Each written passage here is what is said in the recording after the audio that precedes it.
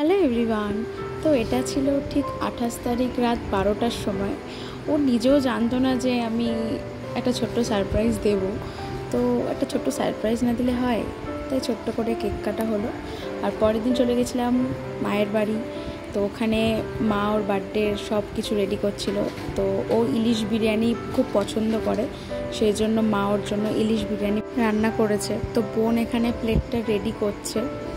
দারুণ খেতে হয়েছিল বিরিয়ানিটা।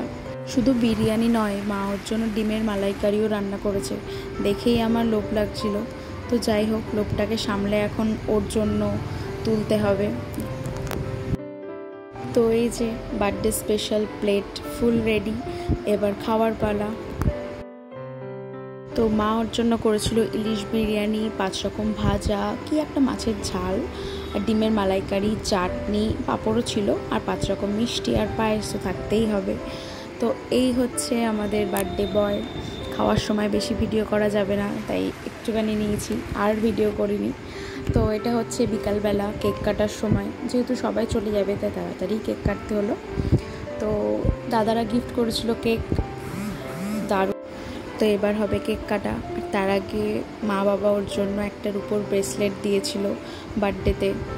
কত আনন্দ না। যাই হোক, বাবা ওকে ব্রেসলেটটা পরিয়ে দিচ্ছে। এবার কেক কাটা হলো। আর কেক কাটা হবে আর কেক মাখামাখি হবে না, সেটা তো হয়ই না না।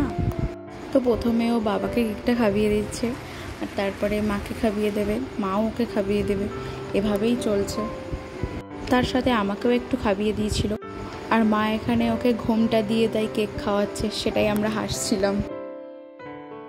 আর এই যে এবার আমি এসেছি কেক খাওয়াতে। শুধু খাওয়াবো তো না, মাখাতেও হবে। এরপর খাওয়াবে বৌদি, তারপর দাদা, একে একে এই চলতেই আছে। তো প্রীতমকে পায়েস খাওয়ানোর কথাই সবাই ভুলে গেছে, তাই বৌদি ওকে আবার একটু পায়েসও খাইয়ে দিচ্ছে। এরপর আমার আর এক দাদা, সেও প্রীতমকে খাইয়ে দিল। আর এইবার হবে কেক মাখামাখি। মানে আমার বোন কেক মাখাবে না এটা হয় না, তো ও কেক মাখিয়েছে। আর এই হচ্ছে ইনি, কত বড় একটা কেক কেটে বলছে বড় করে হা করো, পুরো কেকটাই ওর খেতে হবে। তো এখানে একটু ডান্স চলছিল, ভিডিও করাতে সেটা থেমে গেল। এই যে বার্থডে গিফট তুলে দিচ্ছে, এমনভাবে দিচ্ছে। আর গিফটটা খুব সুন্দর ছিল। প্রথমে তো বুঝতে পারিনি, তো দেখে জাস্ট দারুণ।